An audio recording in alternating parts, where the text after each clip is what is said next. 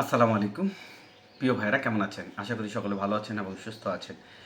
দেশ ও প্রবাস থেকে যারা আমার এই ভিডিওটি দেখতেছেন অবশ্যই আমার চ্যানেলটি সাবস্ক্রাইব করে দেবেন। প্রিয় ভাইরা, আজ আপনারা জানেন যে আজ 12ই জানুয়ারি। আজকে আপনাদের অনেকের জন্য একটি বিশেষ দিন। কারণ যারা ২০২৩ থেকে ২০২৫ সাল পর্যন্ত যে সকল ভাইয়েরা ইতালির জন্য আবেদন করেছিলেন এবং রিজেক্ট খেয়েছিলেন, আজকে অনেকেই কিন্তু সেই যারা রিজেক্ট খেয়েছিলেন তাদের অনেকেই কিন্তু আজকে কিন্তু আবেদন করবেন, অর্থাৎ ক্লিক ডেতে অংশগ্রহণ করবেন। অনেকে আবেদন করে রেখেছিলেন এবং পূর্বে যে সকল ভাইয়েরা আমাদের সহযোদ্ধা ভাইয়েরা ছিল অনেকেই আজকে অনেকের সাথে কথা হয়েছে, অনেকেই এই ২৬ সালের কোঠায় আবেদন করতেছে তারা, এবং পূর্বের ন্যায় তারা আবারও গ্রুপে ফিরে আসবে। এটা একটা অনেক বড় একটা ভালো জিনিস যে গ্রুপগুলো যেভাবে ঝিমিয়ে গিয়েছিল ইনশাল্লাহ আবারও গ্রুপগুলো জেগে উঠবে, সকলের বিভিন্ন ধরনের ইনফরমেশন কথাবার্তাগুলো। কিন্তু তার আগে একটু দুঃখের বিষয়গুলো হচ্ছে যে আমরা যারা ২০২৩ সাল থেকে এখন পর্যন্ত অপেক্ষা করে আছি কোনো ধরনের ফলাফল না পেয়ে, আমাদের কিন্তু হতাশার দিনগুলো এখনও শেষ হচ্ছে না। কারণ আমাদের সবচাইতে বড় হতাশা হচ্ছে আমরা ২০২৬ সালের জন্য ক্লিক ডেটে আবেদন করতে পারিনি। এর কারণ হচ্ছে আমরা এখন পর্যন্ত কোনো সুরাহা পাইনি। হয়তোবা আমাদের মাধ্যম বলতেছে প্রতিনিয়ত যে আমাদের ভিসাগুলো হবে, কিন্তু ৮০% যারা বলে যে ভিসা হবে তার মধ্যে ৮০%ই ভিসা হবে না।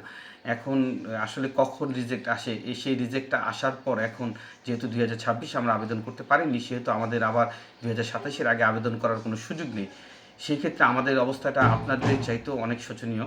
তাই আমি আপনাদের যারা এখন পর্যন্ত অপেক্ষায় আছে আমরা সকলকে বলবো যে আপনারা ইনশাআল্লাহ একটু ধৈর্য ধরেন। যেহেতু আমাদের আর কিছু করার নেই এই মুহূর্তে, যেহেতু আমাদের হাত পা বাঁধা, সেহেতু আমাদের অপেক্ষা করা ছাড়া আসলে আর কোনো গতি নেই। যাই হোক, শুভকামনা জানাচ্ছি। যখন এই ভিডিওটি পোস্ট হবে ততক্ষণে অলরেডি ২০২৬ সালের জানুয়ারির ১২ তারিখ সিজনাল ভিসার ক্লিক ডে অলরেডি। ততক্ষণ পর্যন্ত অনেকেই ক্লিক ডেতে অংশগ্রহণ করে তার কাগজটি সাবমিট করে ফেলবে ইনশাল্লাহ। আপনারা হয়তো অনেকে সবচেয়ে বেশি যে প্রশ্নটা করবেন আমি জানি, সেটা হচ্ছে রিসিভুতার বিষয়টা নিয়ে, যে রিসিভুতা কখন বের হবে বা কখন রিসিভুতার আপনার হাতে পাবেন। সেই বিষয়টা যদি বলতে হয় তাহলে যদিও রিসিভুতা বের হওয়ার সময়টা তাড়াতাড়ি হওয়ার কথা, কারণ আগের মতন ঝামেলাগুলো এখন নেই, কিন্তু তারপরও বোঝা যাবে যে রিসিভুতা কখন বের হয়, যখন আমাদের উকিল বা আমাদের মাধ্যমগুলো যারা ক্লিক ডেতে অংশগ্রহণ করবে তারা হয়তো সেখানে থাকবে, হয়তো বা উকিলের মাধ্যমে তারা রিসিভুতা হয়তো হাতে পেয়ে যাবে, অথবা আজকে না হলেও কালকের মধ্যে আপনারা অনেকেই ম্যাক্সিমাম লোকই রিসিভুতা হাতে পেয়ে যাবেন ইনশাআল্লাহ। আপনারা টেনশন করবেন না। যারা ২৬-এর জন্য আবেদন করছেন সেই আবেদনগুলো কিন্তু এতটাই সুন্দরভাবে হচ্ছে, কারণ আগে একটা সময় ছিল ক্লিক ডেতে ডাইরেক্ট অংশগ্রহণ করা, এখন কিন্তু সেরকম না। আপনার কাগজগুলো যাচাই বাছাই হওয়ার পর মালিক সব কিছু ডকুমেন্টস ঠিক থাকার পরে সে আবেদন করতে পারতেছে। এবং আরেকটি বিষয় হচ্ছে মালিক চাইলেই একাধিক পাসপোর্টের জন্য ভিসার জন্য আবেদন করতে পারবে না। একটি মালিক সর্বোচ্চ ৩ থেকে ৫টি কাগজ জমা দিতে পারবে। সেক্ষেত্রে বলতে হয় যে বর্তমান সময়ে যারা আবেদন করবেন তাদের ভাগ্যটা অনেক ভালো, এবং হয়তো আশা থাকতে পারেন ইনশাআল্লাহ যদি আপনার জমার সময়টা যদি অনেক কম হয়, আপনারা ইনশাআল্লাহ খুব দ্রুত আপনাদের কাগজ বের হবে, এবং কাগজ যদি বের হয় ১ মাসের মধ্যে আপনারা সমস্ত কার্যক্রম শেষ করে ভিসাও পেয়ে যাবেন।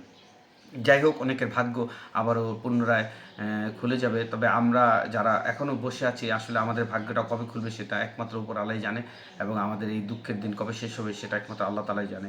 যাই হোক, ঢাকা বিএফএস গ্লোবালের যে সর্বশেষ আপডেট, সেই আপডেটটি আজকে আপনাদেরকে জানিয়ে দিচ্ছি। প্রিয় ভাইরা, আজকে ঢাকা বিএফএস গ্লোবালে মোটামুটি আলহামদুলিল্লাহ অনেক লোক ছিল, তবে বরাবরের মতোই রিজেক্টের পরিমাণটা সবচাইতে বেশি। গতকালকে অনেকগুলো এসএমএস দেখেছি যেগুলো রিজেক্ট, এবং আজকেও অনেকগুলো এসএমএস অলরেডি কিছুক্ষণ আগেও দেখলাম যে কয়েকজনে রিজেক্টের এসএমএস দিয়েছে। বেশিরভাগই দেখছি নাপোলি শহরেরই, কিন্তু এখনও অন্যান্য শহরগুলোতে কার্যক্রমগুলো ওইভাবে চোখে পড়ার মতো না।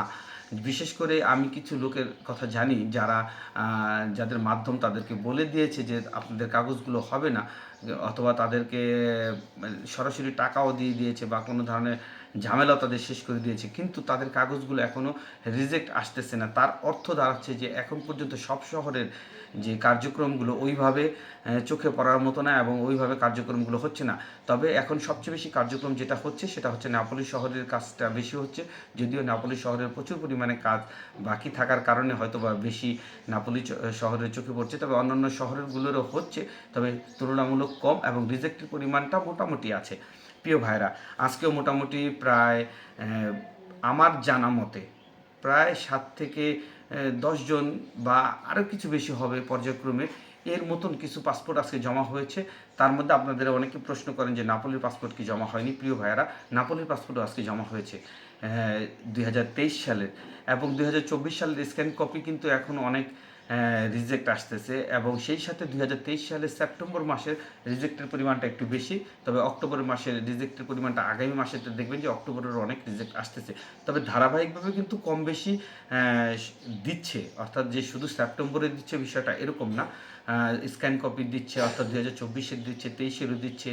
তবে প্রিয় ভাইয়েরা, আসলে আজকের যে বিষয়টা, আজকে টোটালি হয়তো অনেকে বলবেন যে ভাইয়া আপনি 24-26 নিয়ে কথা বলেন, 23-24 নিয়ে কেন কথা বলেন, কম কথা বলেন। প্রিয় ভাইয়েরা, 23-24 নিয়ে আসলে আর কত কথা বলবো, প্রতিনিয়তই তো 23-24 নিয়ে কথা বলি। যেহেতু আমি নিজে একজন 23-এর ভুক্তভোগী, সেহেতু 23 নিয়ে তো আমার সবসময় আগ্রহটা বেশি থাকে। যাই হোক, আসরের আজান অলরেডি দিয়ে দিয়েছি যখন আমি ভিডিওটি তৈরি করতেছি। আপনাদের আর ডিস্টার্ব করবো না, আপনারা ভালো থাকবেন, সুস্থ থাকবেন, এবং কোনো কিছু জানার থাকলে কমেন্টস করবেন, আপনারা সেই কমেন্টসের উত্তর দিয়ে দেবো। আসসালামু আলাইকুম।